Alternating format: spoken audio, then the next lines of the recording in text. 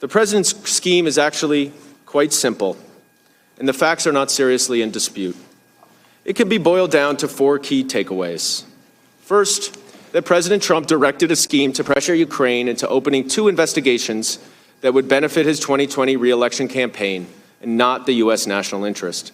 Second, President Trump used his official office and the official tools of U.S. foreign policy, the withholding of an Oval Office meeting and $391 million in security assistance to pressure Ukraine into meeting his demands. Third, everyone was in the loop, his chief of staff, the Secretary of State, and Vice President. And fourth, despite the public discovery of this scheme, which prompted the president to release the aid, he has not given up. He and his agents continue to solicit Ukrainian interference in our election, causing an imminent threat to our elections and our national security.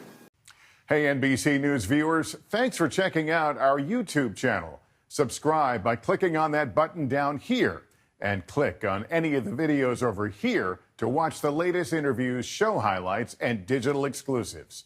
Thanks for watching.